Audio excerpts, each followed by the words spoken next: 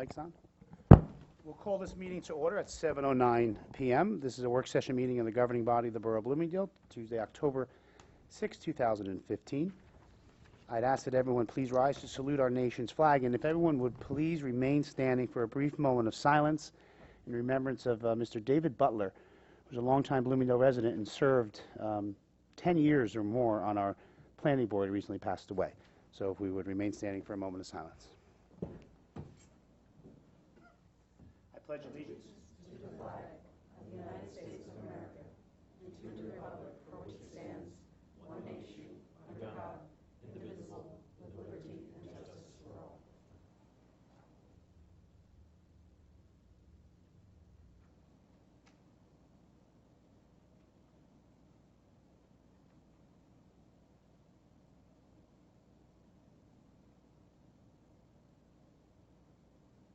Thank you very much. And may Dave's soul rest in peace. Roll call, please. Here. Here. Present. Present. Here. Also with us are our municipal clerk, Jane McCarthy, and our borough attorney, Fred Semrau.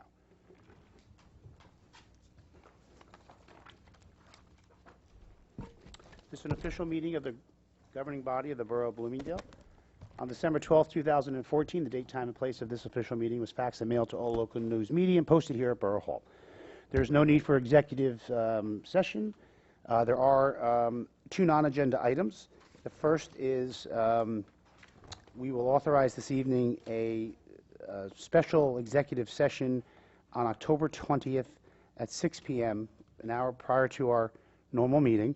And this will be a joint meeting with the Board of Health and the governing body regarding a public health and safety issue. October 20th? Same as our council meeting. Thank you. The other item may be an introduction by title or at very least a discussion regarding our housing rehabilitation program. We have received the $100,000 from Avalon Bay to be used for low-income qualified individuals to possibly get grants for roofs or heating systems in their home, and we need to put the criteria together.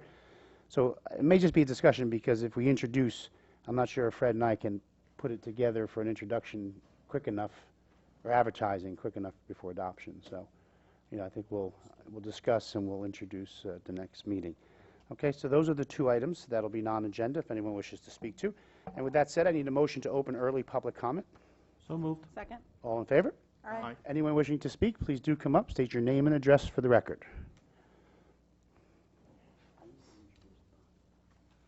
Good evening. My name is Margaret Bogish. I live at 30 Walter Drive, right at the cul-de-sac behind the Walter T. Bergen School. And life has changed for us this week.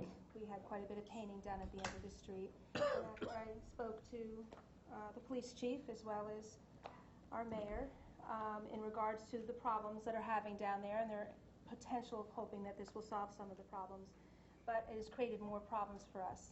So without repeating the conversations that we've had, and I have to say I thank you for your time, and we have disagreed and we have agreed, and we do agree there is a problem. But what I am suggesting, and I've been educated on this, I thought you needed an ordinance in order to put parking spots in front of on the street, but you do not.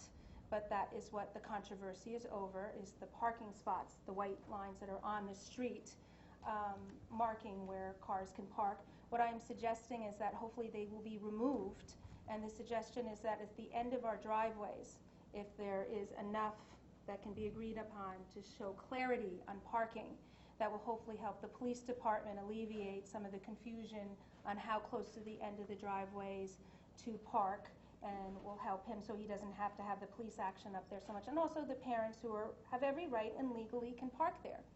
But having parking spots put in front of your house certainly does change the dynamics of a neighborhood. And the only thing I wish is that we would have gotten a letter, the people who live on Walter Drive.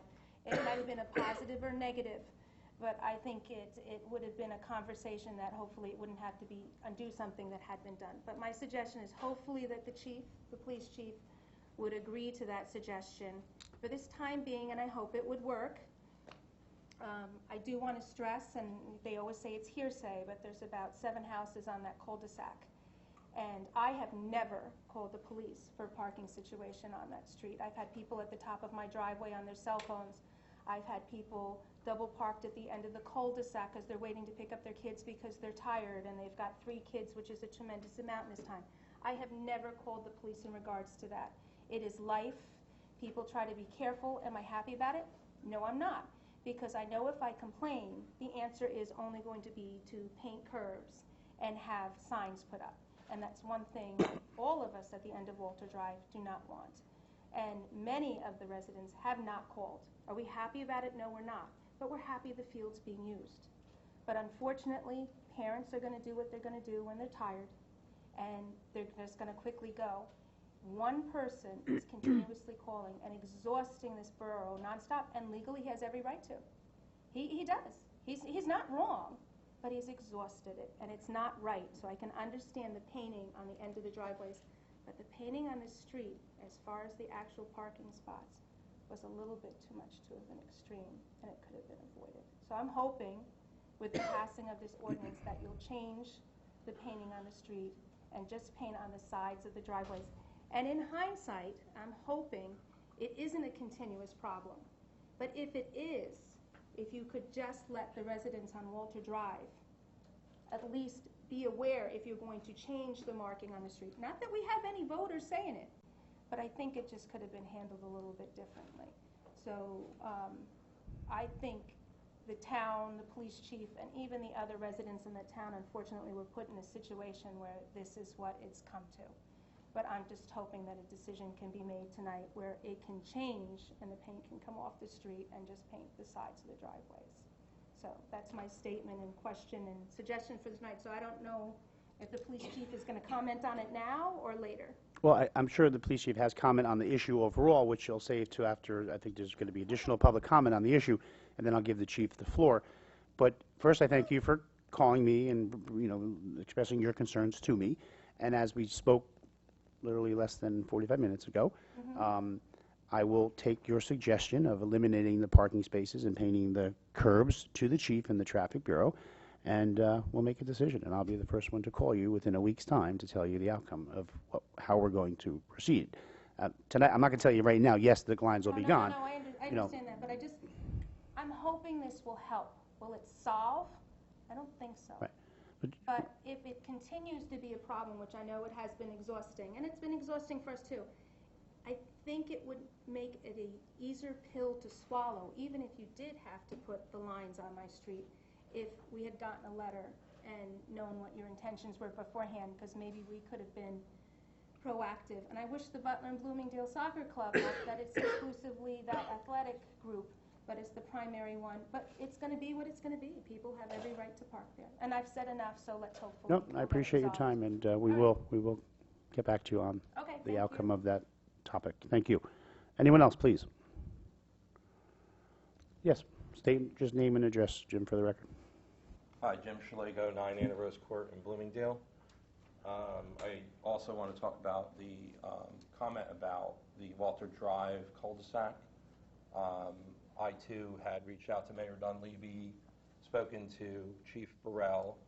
I appreciate their willingness to talk to me and discuss the changes and everything over the last couple days. The first thing I want to do is thank them for being open to that and receptive to that. What I learned in those discussions was that parents were not going to be allowed to drop off children on the cul-de-sac, the turnaround part of the cul-de-sac. And for me, that was very big. And I know that is changed in the current proposal, and parents will be allowed to drop their kids off and leave.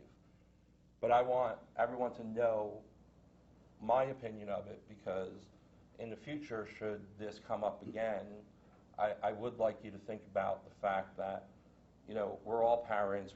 Some of us have multiple kids that we're trying to drop off at different locations at the same exact time. And, whether it's 2 different fields in town, one in Butler, one in Bloomingdale, it's stressful. And I only have 2 kids. Some of these parents have 4 kids that they're jockeying around. And to me, dropping an 8, 9, or 10-year-old off in front of Walter T. Bergen and not being able to see that their coach is there already is not something, as a parent, I'm willing to do. So I have to be that mean parent and tell him, you're going to be late for practice and you're going to run laps, or you're going to, not go to practice today because I have to go to a board meeting or a volunteer meeting, or your brother has CCD. And, I realize that that's my prerogative as a parent to keep my child safe. But removing that ability to drop off in the back and see the coach there and then drive away before I just release my child is important to me. I would not be comfortable dropping my son off in front of Walter T., not knowing the coach is present, or that there's a bear between my son and his coach. We've had instances where we can't release the kids from school because there's a bear there. And I realize bears are a reality around here, but it's too much of a blind spot to drop my son off in front of the school for him to go to the opposite end. So I appreciate the fact that supposedly we are still going to be able to drop our kids off there, even though the signs are going to say no stopping or standing. Now, the other thing that I would like to say is that there are grandparents that come and sit their car there so that they could watch their grandchildren play soccer there. And they don't get out of their car. I don't know if they can. Whatever the situation is, they're not going to be able to do that anymore. And to me, these yellow lines, they may serve one purpose, but they're pushing our kids and our families further away from the fields and further away from the school. And that to me is, something that bothers me, that we should be welcoming these kids in and drawing the kids in. If there were safety issues, by all means, I think we should do whatever we can to prevent any safety issues. I filed an open request and obtained all the complaints since January 1st until now. It appears that all of this is due to one resident who, in his complaints, want more police presence on the cul-de-sac and everything. And then by the police driving by, there's also additional instances where the police ask people to move without a resident calling, let's say. But out of all of the requests where a resident called to complain, all but one were from this one resident. And it seems like, had I not brought this up, we were willing to put children's safety behind one resident's complaints. And I just want everyone to keep that in mind, now, going forward. I appreciate the,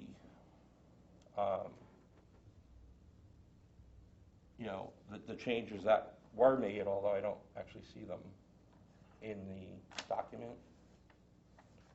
It's an introduction by title. When you're finished, I will explain, but here is... So I still see entire cul-de-sac. No, the turnaround? wording is going to be cul-de-sac turnaround only, as far as under the side section. And under the location, it would say, again, cul-de-sac turnaround only. So we don't want to be misconstrued that the straightaway is part of the cul-de-sac. We're talking about the turnaround only. Right.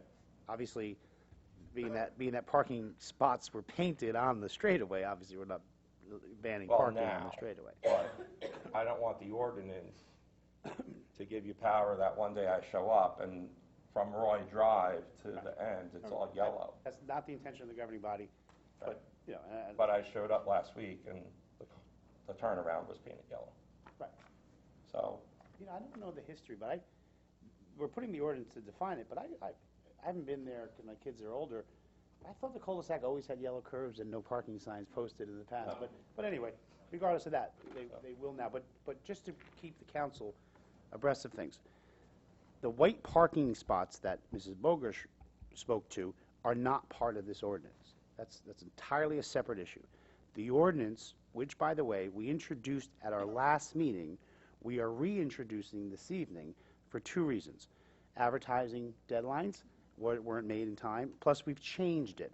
The original signage that we were going to post, and the original intent did say no parking, no stopping, no standing, no unloading or loading of children. That's what it said. The new one, which I have the proof here, from, let's see, is going to say, it's going to be like a size of a speed limit sign, parking rules for cul-de-sac. No parking, no standing, drop off and pick up only. And then it does say, please consider using the Walter T. Bergen front parking lot. Borough ordinance, blah, blah, blah. So that's what the new sign will say. No parking, no standing, drop off and pick up only. Okay, I appreciate that.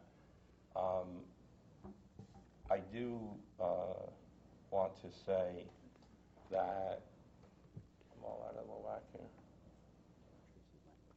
Yeah, I realize that we can't control all the parents' behavior. I've seen a lot go on there. I shake my head constantly at what some of the parents do. Unfortunately, I don't think the painting of the yellow on the turnaround is going to solve the problem, and eliminate or even drastically reduce the number of complaints. Removing 4 parking spots, however many it was, will now cause me and other parents to have to park in front of this gentleman's house more frequently than before by reducing the number of parking spots. The other thing that I am afraid of, and I know we can't control it, but we see crazy things every day, is parents will now, the parents who were doing crazy things before, will now drop their kids off at the intersection of Roy and Walter and say, run down to the field. And I know we can't control that and we can't change that, but I think we should do the most that we can to keep collectively our children safe. And I think this is going to cause our children to be less safe. But if the ordinance still allows you to drop off and pick up, why would that be the case? Because if it says stopping and standing, they may not It says standing. get It there. says no parking, no standing. Oh, so stopping is out It too. says no parking, no standing. Okay. All right. Because obviously you have to stop to unload your child. Yeah. I think a big part of the problem was people go there, they park, double and triple park, Right. with their windows open, yelling across, talking to each other. There's Yep. no room for turning around. And that problem that you're talking about, children running down, it's happening now. It's happening when they come out of school, right? So it's nothing that's new. Sidewalks in the. Yeah, but this doesn't affect after school. Not having the cars even attempt to go down there, and more of them go on the other side. I understand your situation, but most parents can get out of the car and go down and wait for the coach to show up before they leave, right? So they should be doing that. They shouldn't be going and parking in those 4 parking spots that we told right now, right? And idling their car, waiting for 20 minutes, especially when there's 2 teams exchanging, right? There's like 40 cars there. I was there myself, Yeah. and I saw it. A resident complained, and I saw it firsthand. It's really bad. So But I'm glad that we've all something's being done. experienced the necessity at one point in time to drop our kid off and leave. And I don't want that one time to jeopardize But you're going to have that ability collectively to do that. our children. But you won't. But Right. now the parents won't have the ability to just go sit there for 20 minutes, while they're Right. looking at each other, waiting for the kid to finish practice and run to the car. Right. I don't think this is going to change people who were doing illegal things before from doing them, but But it will allow us to enforce it. hopefully. Right. Only time will tell. What I do see is people stopping in the actual road, not in the turnaround now. Which I think was happening before if you had 4 cars deep. There's nowhere to turn around. So the line Right. of cars down the road existed already. Yes. In a perfect Well, world. you feel they're gonna double park all the way down the road now? They're not, they're gonna stop in the middle of Walter Drive, get out, go ahead, kid, get out, there's a car coming, you know what I mean? Margaret's gonna come back. So parents are Something doing else that. is Those gonna parents- come I am thankful that you guys were open to changing it and allowing the drop-off. Right, after much more thought, I agree with that position, and so did the chief, so that's why we're making that change. But Yes, if a thank parent's gonna be 5 cars deep on the straightaway of Walter Drive and drop his kid and say, get out and run, then that's not a parent, to your point earlier, who's gonna be concerned about making sure the coach is there before they drop off. It just shocks me why people don't use the front of the school. It has 200 parking spots, and to your point, sometimes you can't get out and walk them the 200 yards. I get that. Yeah, or if there's a school event, it's full. Yeah, but more often it's not. There's no question about it. Especially It only takes one time, though, for a kid to get hurt No, of or course, disappear. But again, And I'm our not gonna, like community you will said, be some of the issues reeling you and from I that. can agree to disagree on, and we said that in our email exchange. But I personally think, being that the cul-de-sac has no sidewalks, if the cul-de-sac had sidewalks, that actually a kid can come out the gate and walk a sidewalk to the continuation of where there are sidewalks, those kids have to be darting off that curb into the cul-de-sac, where there's cars turning and Yeah. parking and moving. It's chaotic. There's grass that leads to Yeah, the no, I understand, lawns and stuff. but the kids, I'm sure, And there are are, jumping off the curb. I know So- at Darn school out. dismissal, which isn't necessarily the time we're talking about, but I know that the kids just sort of empty out into that spot, and they treat that spot like it's a sidewalk, basically, and they're, walking in between all those cars that are, So having no cars parked there or standing or standing there,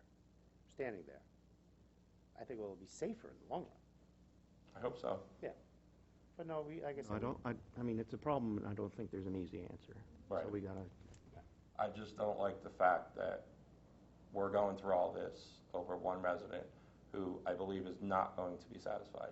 well, it's not even about after satisfying It's not one one resident. resident, by It's the way. about, It is. I'll let I got the Oprah chief request. speak to that when you're finished, but It is. it's about safety, so, but With false accusations. Margaret just said it, right? She didn't call in, but she doesn't like it. Doesn't So matter. A lot of the residents don't It's like not a it. complaint then, unless she called it. Right, well, the chief will address some of your points on that, I'm sure, so. But we appreciate your time, and Thanks for- we're well aware of it, and we'll see how it goes, yeah. Thank you. Thank you. I'm going to invite the chief up at this point, unless there's is there anyone else to speak to that topic? Okay, Margaret, you have to state your name and address for the Okay. record again. Margaret Bogus, 30 Walter Drive. In response to it being turned, the change of painting it orange has, whatever way in people's head, been effective. It keeps people moving.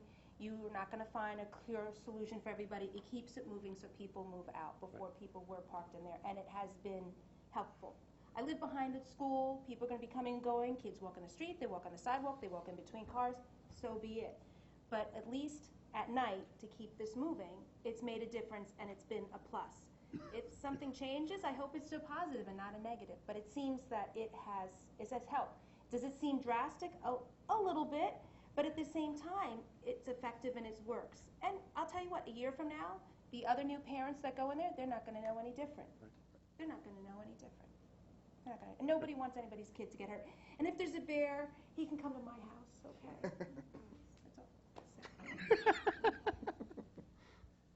Chief, how are you? well, was there anybody else who wanted to talk? Should we check and see if there was anybody else who needed? I did, and that's, Okay. yeah. We're good. First of all, I would just like to say, I wanted to thank, Margaret and John. We certainly Jim. had debate. Jim. We had healthy debate, and I think that we are all, for the same reason, trying to make this situation better. I appreciate that. We need that communication. We may not agree on everything. I get that. But I think we made progress by doing it that way. So I commend both of you for that. To the mayor and council, I do want to say, we have a problem up there on Walter Drive, but it's not a problem that just started. This has been going on at least 3 years, and we've been trying to rectify that problem for the past 3 years. I've gotten to the point where I've had to make drastic measures because we need to, because we've exhausted everything else. We've gone up there, we've tried, we've had letters written to the soccer program, we've had letters written to different programs to not have people park there, to try to, for lack of a better word, enlighten them and, teach them on the laws and/or the area of Walter Drive. It hasn't worked. It hasn't worked. We've given warnings. I told my guys, I'm not somebody who believes in just going up there and writing a ticket. There's times where we need to write tickets. There's other times we don't. My belief is many of those people who are up there using those fields are Bloomingdale residents. They're our residents. So I'm not looking to go up there and just write tickets. So I didn't feel that was the solution. There are times when we have to. There are times when we will. It's at the discretion of the officer. But ultimately, I don't necessarily believe that's always the answer. The field has changed over the last several years. We now have lights. We now have soccer. We've had football. We have a walking track. We've had more tennis activity. The fields are getting used. That's a great thing. I think all the efforts that have gone into making it a usable field have been successful by the turnout of people that have been there. But with that have come problems. And these problems have existed for the last 3 years. They've been there for longer than that, but never to the level we're at. To give an example, since September 13th until October 5th, we've had 15 either self-initiated or we've been called up there. So 15 calls in a month for any area is very high. And I just want to go over a couple of them. And I understand Margaret, they kind of want to take care of their own business. They don't want lines. And I respect and I understand that. But we've gotten to that point because, just for an example, we've had 15 calls. I've only, really run back the last month, 15 calls. I did have my officers start patrolling there. I am going to go on the record and say I don't care if it's one person calling. It was more than one person. But a majority are absolutely from the same resident. There's no denying that. That's absolutely fact. But the fact of the matter is, when we've been going to these complaints that he's been calling about, they're legitimate complaints. So I don't care if one person calls 20 times or 20 different people call. An issue is an issue. And in this case, you know what? If it's one person calling, that doesn't matter to me. What matters to me is there a problem and how do we fix it?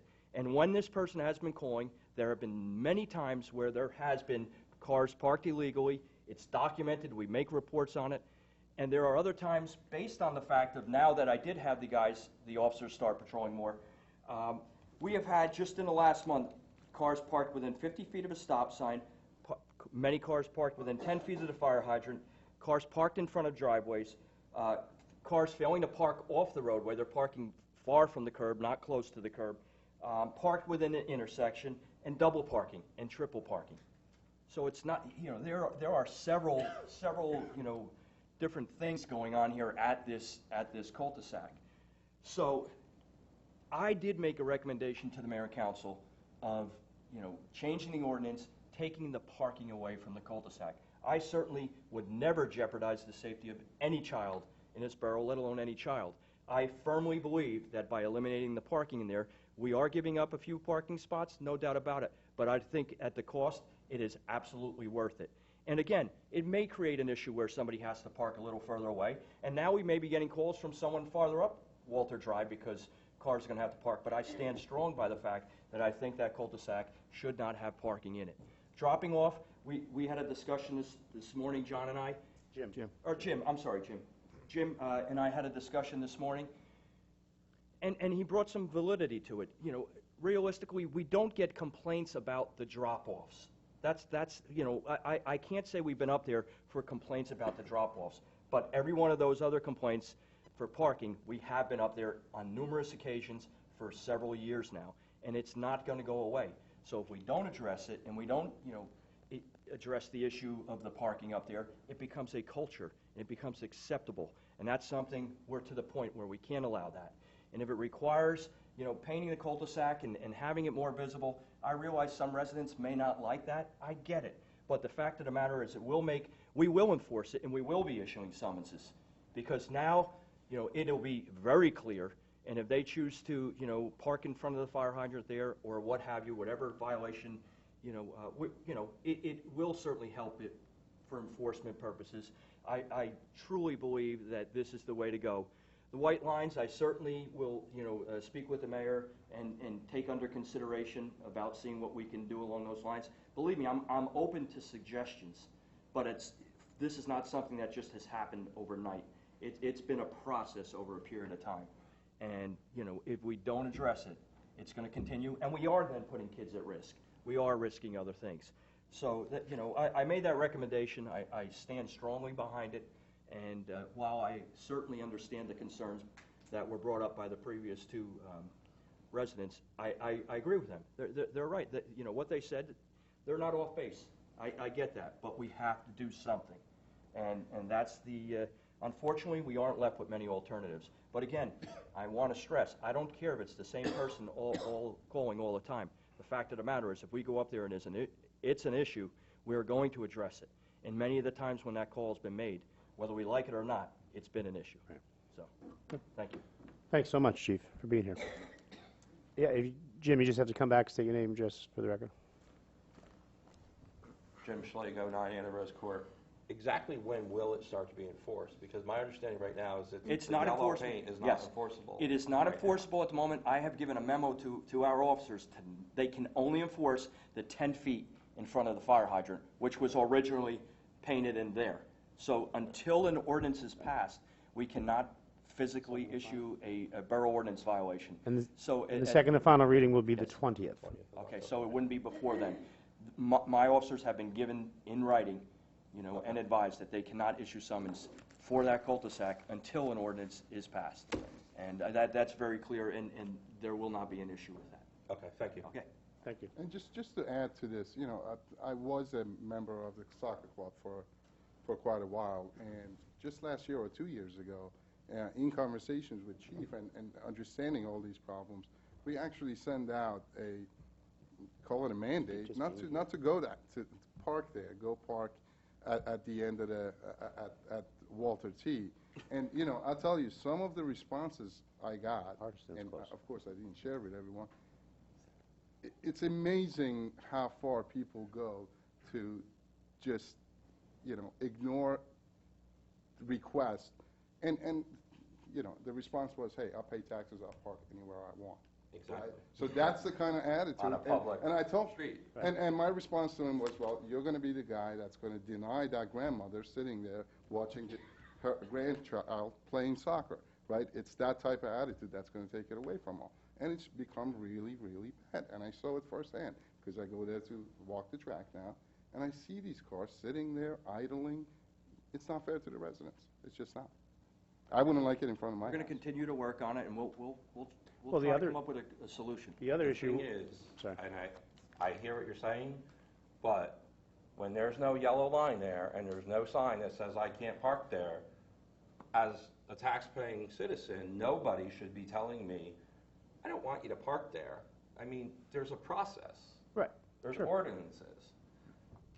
Usually it gets painted after the ordinance gets passed. I think that's probably part of the confusion. We don't know, is it enforced, is it not Well, enforced? yeah, and again, that's just Right. me trying to get work done because, People need to go through the process, and I understand that residents went through the process, and now there's being a change. And that's the process that you need, not, hey, don't park there because some guy's pissed off. right. But just so you understand, and I know they were painted premature of the ordinance, but that's a matter of having a window where DPW has the time to do it before leaves are on the ground, and that becomes the next tax. So that's why that was done. I understand it, it's just if I painted my curb outside my house yellow, I'd get in You'd be trouble. violating public property. Thank you. There's a bit of a difference. Thank you. Thanks, all of you, very, very much. Chief, before it, not to keep you. Chief, real quick, the other issue, which we're not talking about tonight, but it's still an issue, which we asked all the youth groups, is people driving to the basketball court. That still happens, right? I mean, not as much. We spoke to the school about putting up new signs. I know, and I got the call today if I can Okay. assist with that, so, because it's mostly recreation-driven. Okay. So I want to talk to you in the morning about where you want them, what they want to say, because, people still drive back to the basketball court, sit on that, which is, We get calls for that. yeah, and Also. the police officers go and they leave. It's just amazing that with all the emails to Little League and soccer and everybody. I think Jim was right. Some people you're just not going, they're just going to do what they want to do. Jim, I'll give you a pass. Even though I don't like shouting from the seat, but go ahead. I know you're reason. Some people need to drive back there Understandable. because of the multiply disabled. Understandable. Okay. Right. But that's not who I'm talking about. And we're not, believe me, we see situations like that, we assist, we don't Right. discourage. Chief, may I ask a question? Do they send out, just out of curiosity, because I don't remember it coming from my son's school, but with the other schools, they typically send out a letter at the beginning of school saying where you're allowed to drop off, and does Walter T. do that? I'll be honest with you, I don't know. I don't know if they sent that out or sent something. I mean, it like might that. not, maybe just an additional something for the parents, especially about Walter T., where they're allowed, I don't think it's so much an issue school drop-off, with people No, flow, it's- drop and it's- go, flow, drop and go. It's not. You Yeah, know, but we- I we will, I'll never- email But I mean, the, it's just one additional thing, because, It's about educating. yeah, you know, and- because she did make a good, you made a good point, that next year, it's a new group of parents and a new, Right. No, I know. and I'll we talk, see it- I'll reach out to the administrator, schools and find out. I don't think anything's foolproof, No. No, we no. This ordinance is 24/7, or is it a certain time? But I saw one. No, originally, it, It was after. Just nights, 5 to 11. originally it was, but now we didn't, Since we're allowing drop-off, there's no right, time there's no time restriction. restriction. So Yeah, we're trying there's to no give parking some- there anytime. There's no Anytime, parking. but picking up kids from school, there's no parking there anymore. It's just pick up. Okay. Yep, Well, yep, pick just up- pick them yeah. up and keep moving. Yep, good enough. Okay, thanks so much, Chief. Thanks for being here. Anyone else, public comment? Seeing no one, motion to close. So moved. Second? All in favor? Aye. Aye. Reports. Jane, do you have anything for us? This is a reminder, October 13th, the last day to register to vote for the November 3rd election, and the clerk's office will be open from 8 a.m. to 9 p.m. Wonderful, thank you. Fred, anything for us? Mayor, the only thing, sorry about my voice, but the only thing I want to mention is I've given updates on the Aaron Berg case. That's the former administrator who filed suit against the borough, and I'm pleased to report that the entire case has now been dismissed by the Passaic County Superior Court, and that involves all counts of the complaint. Mr. Aaron Berg sued alleging a breach of contract and sought over $600,000 in damages from the borough. There was no insurance coverage because of the nature of the claim. So it was defended by the borough. There were 13 depositions that took over 15 days of time. There were 4 motions filed in Superior Court. Each one, the borough was successful in winning. There were 2 sets of attorneys that the plaintiff had and went through. There were 3 judges that we dealt with over the course of time. And everyone named as a defendant was defended by the borough. There wasn't, no one personally had to defend this or the actions of the borough. The clerk's office endured, I estimate, probably 100 hours of work between Oprah requests made by the plaintiff as well as enormous discovery requests that were made for documents and records, some of which, by the way, we were later to find out that those certain records were never even returned by the former administrator he may have had possession of. The mayor spent countless hours reviewing answers to interrogatories, discovery requests, being deposed, and essentially quarterbacking and making sure that our responses were consistent with the record and what had transpired. Ms. Huntley, Linda Huntley, was also named a defendant and cooperated with our efforts and spent time. And numerous former elected officials and professionals were subpoenaed and testified and gave depositions. Actually, in total, we computed that our office spent 600 hours on this case. And that wasn't really at a cost to the borough because we're at a cap. But just to give you an idea, that's about $105,000 in costs, not to mention the costs that the borough incurred, whether it be for deposition transcripts. Also, for the borough did get an expert opinion. We found a very credible expert who rendered an opinion that there weren't any damages, even if everything were to have been found to be true. But that wasn't the case. There was a lengthy opinion issued by the court on 2 occasions to dismiss all aspects. So the case is over. It's not every day you can say that a municipality gets sued and a municipality doesn't necessarily capitulate because it wants to avoid the cost or the uncertainties of trial. This governing body stood behind the defense that we put forth and said we're not going to pay. And all the counts, as I said, are dismissed. There's absolutely no liability. The plaintiff could file an appeal to the appellate division. We don't know. But for this round, I think it's very successful and it's concluded. And clearly any of the allegations that were made against this governing body aren't true, and they were found to be, well, I don't want to say aren't true, were not found to be liable, and they were all dismissed. And that's my report, Mayor. Excuse me.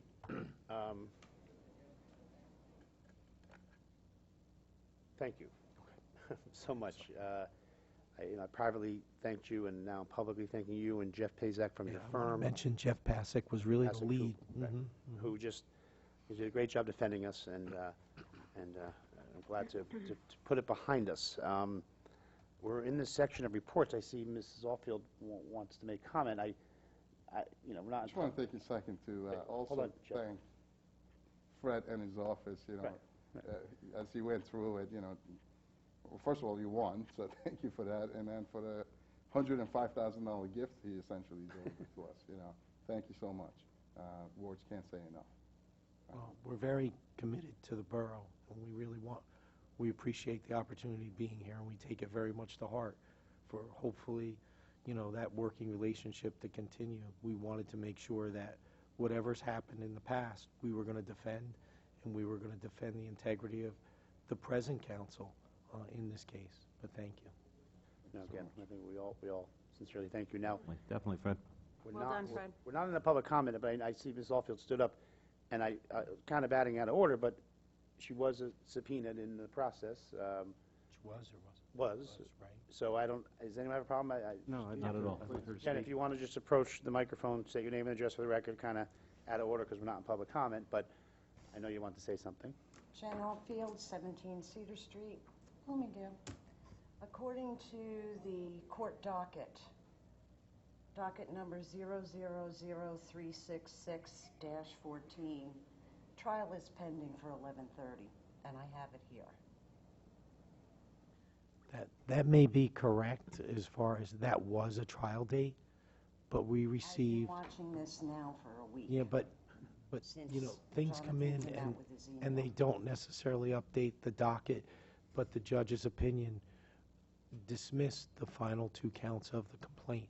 So it may just be an administrative issue for the court, but this was the final judgment from the court. I wouldn't get up here and say anything otherwise, so Well, I'm just going by what I'm seeing on the court docket. we'll make sure. And that is, as far as I'm concerned, right now, that's where it is. No, where it is, because I have the document and we've shared it. I think we shared everything with the governing body. I have the court's opinion and decision, and that would certainly go over anything administratively that hasn't been addressed on that complaint. We have a judge's order and decision I on the case. understand what so- you're saying. My roots are still coming in brown. Thank you. No, you didn't share that. No? Oh, because we're writing up the whole. That's fine. Yeah, I'll give Yeah. it to you. Thank you again. Charles, Any council member have anything for us?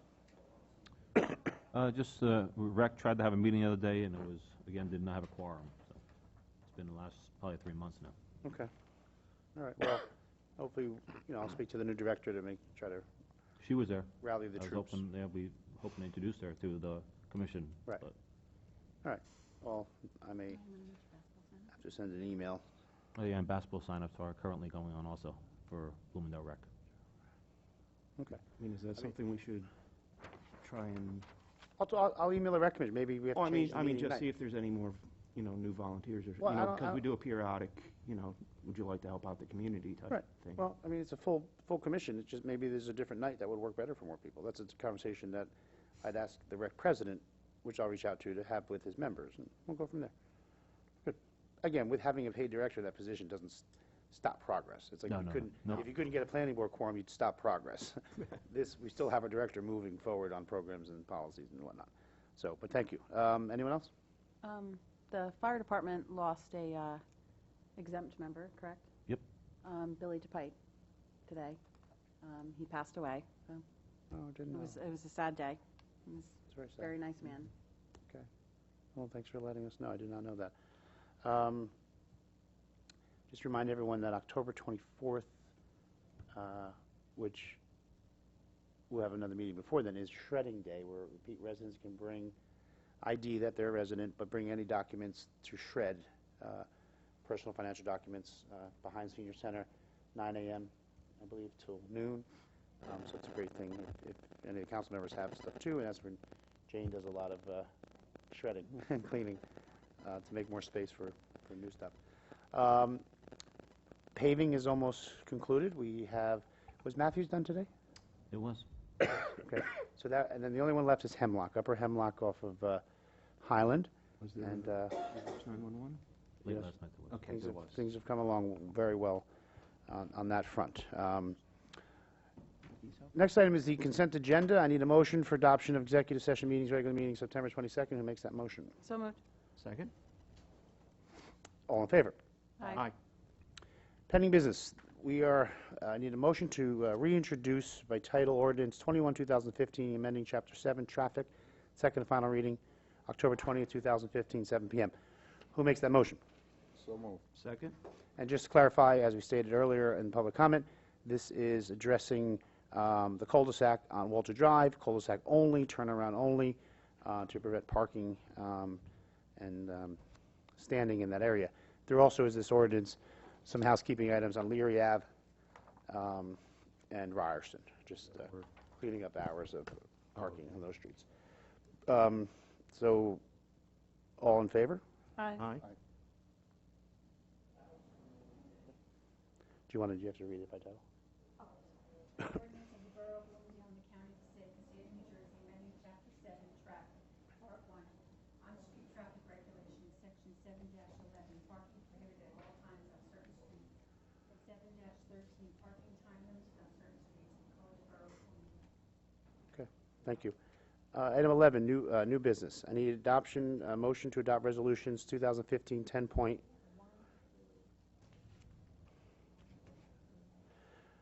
through 2015 10.3, tax court appeals. You can see them listed here. Who makes that motion? So moved. Second? All in favor? Aye. Aye. Next, sorry. I'm sorry. Roll call? That would be cleaner. Roll call on that matter, please. Yes.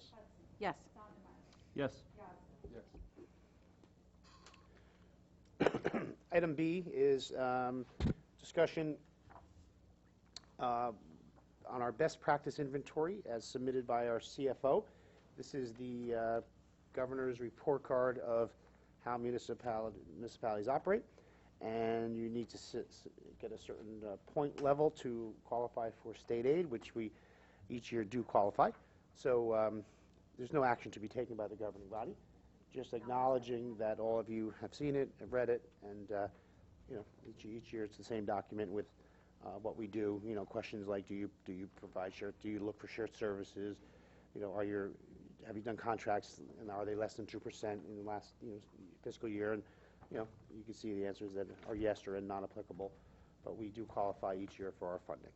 Has anything changed from last year, or? No, I don't have last year's in front of me. A couple like housekeeping items that the auditor would pick up as far as, whether it be tax office or fire department receipt filing, any minor corrections. I sit with department heads and make those corrections. So there's been minor improvements such as that, but always keeping us in the same point range for our state aid. So Yep. we're in a good place. The next item is I'd actually asked for a motion to introduce a resolution supporting a petition to the New Jersey State Legislature to increase property tax relief to veterans. We received this resolution from the city of Patterson, who sent it to all municipalities. And again, this is simply asking the legislature to consider it. Right now, Right now, veterans receive a $250 credit on their taxes, and the resolution is seeking legislation to consider an increase, and the suggestion is $1,500 for veteran tax credits. I'd ask the council to consider moving this. Now, obviously, there's the question of funding. If it was approved legislatively throughout the state, obviously, there's a loss of revenue, but I personally would go on the record stating if it's to help our veterans, then I'm all for it. We have just to give you an idea, we have 220 total exemptions in town, 163 veterans and 57 widows of veterans receiving the $250 deduction for a total of $55,000 currently. And obviously, if the state, not us, this is not our control, but our resolution is asking the legislation to consider, obviously that would be a substantial number. It would be $330,000. That would be a loss of revenue made up by, taxpayers. But again, I go on the record that it's for our veterans. It's the very least communities can do for all of our veterans and widows of veterans. So I'd ask someone to move that resolution, number 2015-10.4, and do I have that motion? So moved. Second. And any further discussion? Well, there's 2,500 homes in this town, and if it costs us an extra $100 a year to thank a veteran, to get him a $1,500 credit, it's well worth the $1,500 credit. And again, $100 extra expense. it's ultimately this legislature's call, but this is something we're supporting with other towns as well, so thank you. Roll call, please. Councilman Hudson, Yes. Sondemire, Yes. Yazdi, Yes. Delariva. Yes. Item D is an introduction by title of ordinance amending Sloan Park ordinance regards to miscellaneous cost engineering fees. We have a cost calculation on the reconstruction of Sloan Park to be $525,000. But the current bond ordinance is out of miscellaneous. To date, we're going on 4 years since funding's been in place. We are hoping, every time I say this, we're closer and closer to a permit. But we are well in excess of $120,000 to date on engineering, hydrological studies, designs, and all of this to appease and get a permit from DEP. And think about that math on a project that's $525,000 ultimately. So, long story short, we've exhausted the miscellaneous engineering line item in that bond. So as construction begins, there's going to be site inspections and additional engineering. So we have in excess of $600,000. We would be amending to allow $75,000 into the engineering line, leaving over $525,000 in the construction line. So we're not adding more funds. We're just amending, reallocating to cover additional future engineering costs. So who makes that motion to introduce by title? So moved. Second. Any further discussion?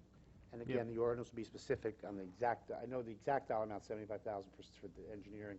This is up and above what we have allocated for Sloan right now? No, we're not spending more money. Let's, again, $625,000, and I may be off a few dollars on that, is what's currently in the Sloan Park bond. We're taking 75 of that and reallocating it to engineering. So now the project part will be $550. Right. Engineering was $75,000. The engineer cost estimates, including a new bridge and all the work, the interconnects, the water lines, the wall, the gabing walls to stop flooding, is $525. So we still have plenty of funding. But we need to reallocate it. There's nothing in the miscellaneous line portion of the bond for future engineering, and you have to have money in there to pay the bills. So we're just reallocating. So it's sort of like a bond line item transfer. It's a bond line item transfer, and you have to amend the ordinance, which is what we're doing. So we had a motion, we had a second? Yes. Further discussion? So, I'm sorry? My question is, when are you going to have second and final? Because we need Well, let's just do second and final, our first meeting in November. November 24th is fine. I just want to get this going so we don't stall or have a mechanism to pay to stop this delayed any more than it's been delayed by the DEP. Okay? So, do we roll call on that, please? Councilman Sondemire, Yes. Yazdi, Yes. Delariva, Yes? Hudson. Yes. Thank you. Yeah, just, by title, it's an ordinance amending Sloan Park to allocate for additional engineering costs. As I stated earlier, we have two non-agenda items. The first is I need a motion to approve an early executive session on October 20th, 6 p.m. This is a joint meeting which will be advertised between the Board of Health and the governing body. Again, 6 p.m. It has to do with a public health and safety matter, and I need someone to make that motion for approval. So moved. Second. All in favor? Aye. Second item was, as I stated earlier, I have my notes introduced by title, but I will not because I think we're going to need a little more time. We received, as I stated, $100,000 from Avalon Bay. We got a reduction on the COA units at the site in lieu of $100,000 that we are now going to turn back and give to our residents in the form of grants to do rehabs to their own homes, roofs, boilers, etc. Obviously, there's criteria, there's income criteria.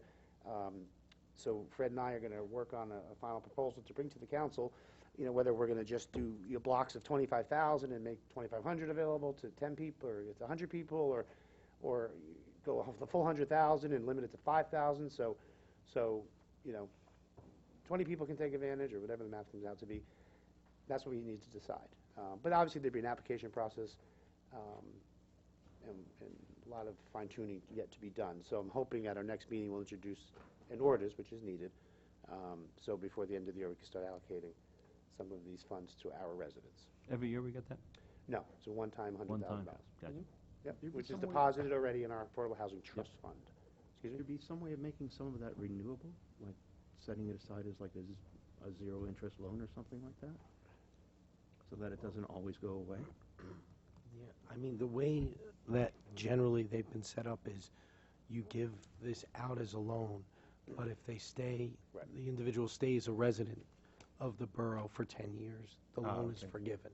If it's not, it has to be paid back because they may get a benefit by selling the property.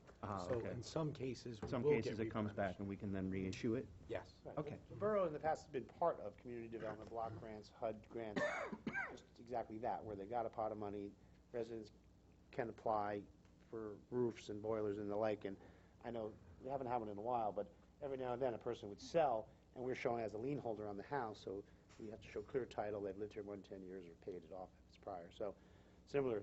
And again, Fred and I, primarily Fred, will help me write the spec on how we're going to bring it to our residents. Just wanted to get that rolling because we've had money for a few months now. All right, so that was the other non-agenda item. I do now need a motion for late public comment. So moved? All in favor? Aye. Anyone wishing to speak, please come on up, state your name and address for the record.